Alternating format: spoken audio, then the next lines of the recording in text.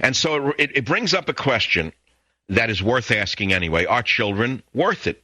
Now, let's think back to when people had large families. Now, I'm not talking about the crack hoes who have large families in order to get more welfare.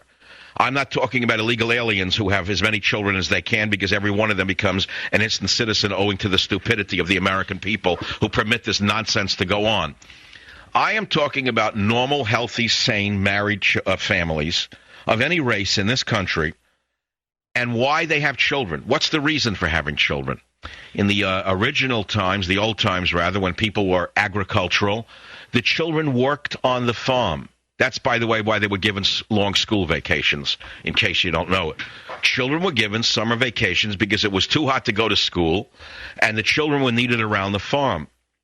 Consequently, the children worked during the summers. They didn't stay home and, smoke marijuana, whatever the children are doing today.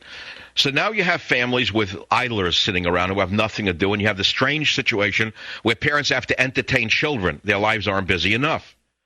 But in other words, when a family had 6 to 8 children, hundreds of years ago, 100 years ago, 200 years ago, the children were useful to the parents. They were put to work. The girls churned butter. The girls knitted flags and clothing. Whatever else the girls did, the boys went out in the fields or they went hunting, and they put meat on the table. But what good are children now? They only cost you money. And so I ask you, are children worth it? And if so, why? Because they're expensive.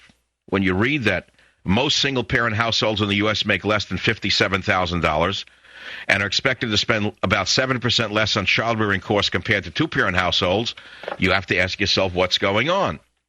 One of the largest changes over time has been the increase in costs related to care for young children. Now, you notice this AP article is emphasizing the cost of care for young children because the AP article came from, it's no longer the Associated Press, it's the Associated Obama Press, the AOP.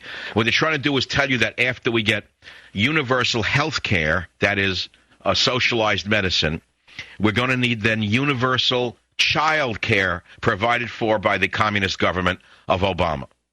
And then they interview a woman, a mother of 3, Rabin Andrews of St. Louis, who said the government figures sounded right to her.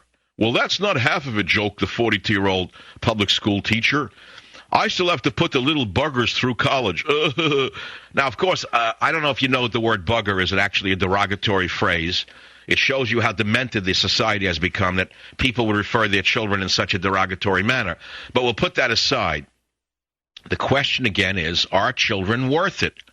And why are they worth it? Why do you think it is worth sacrificing to spend money on a child when you can spend it, for example, on a vacation at the beach?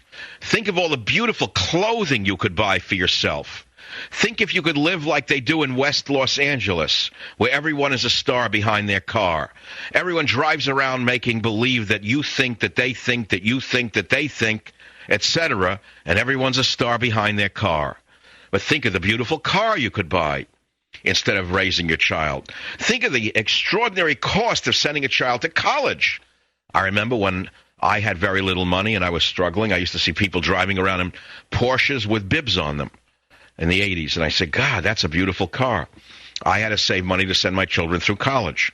I did so. I did want the car. I wouldn't lie to you if I wanted a brown Porsche with a bib. I look back now and think how stupid that was. But the fact of the matter is, you have to sacrifice to raise a child. It's very expensive and very costly. And what is the reason for raising a child? So if you want to talk about this, you can call me because I think this is an essentially good question. Are children worth it? Why or why not?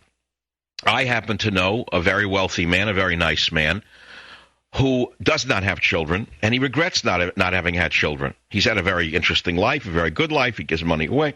Very nice man, but he has no children.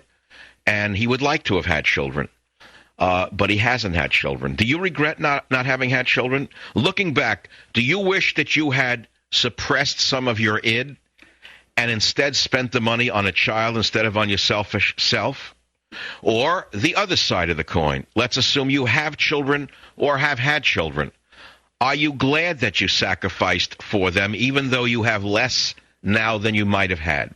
This is the one and only Savage Nation. I am the heavyweight champion of talk radio. I'll be right back. once a kiss.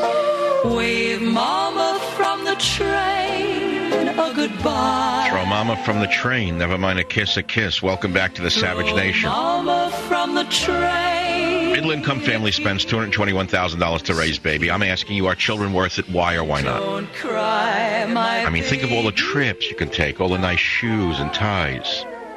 Think of all the fun you could have going to resorts. Think of all the meals you could have instead of children. I mean, are they worth it? You don't need them to pick the corn crop. What do you need them for? Why do you have children? What's the purpose of it? I mean, I'll give you, my personal opinion is yes, it's worth it. That without children, there's no reason to live, to be honest with you. I mean, to me, that's the whole continuum. And I suppose that grandchildren would be wonderful. I don't have grandchildren. I hope I do one day. But the fact of the matter is that's the whole chain.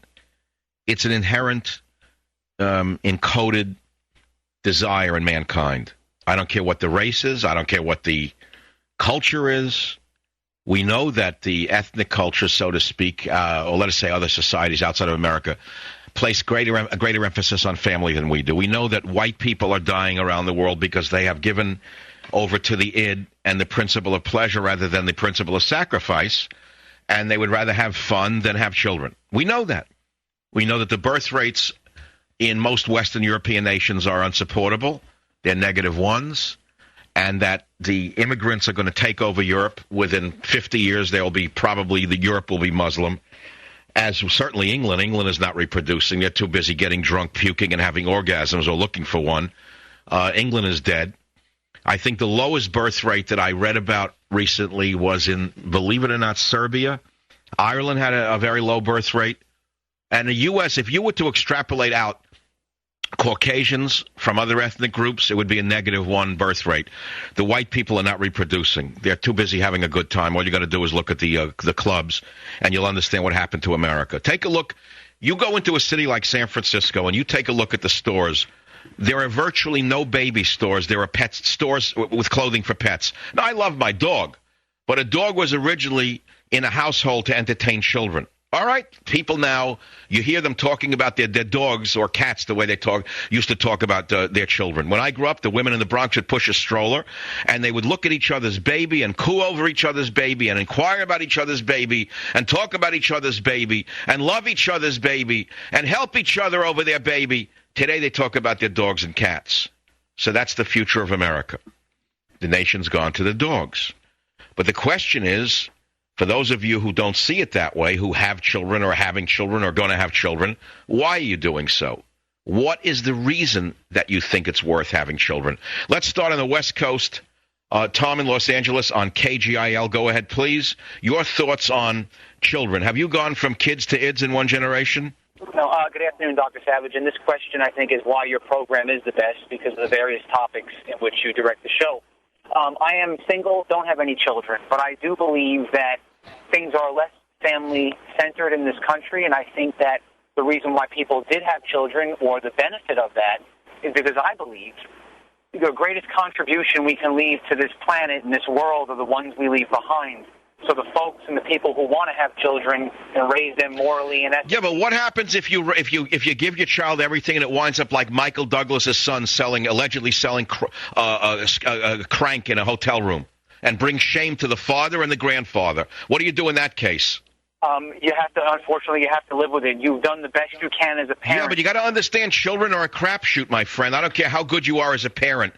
And you can't always say it's the parents' fault either, and you can't take credit for the good children either. That's the thing you got to remember.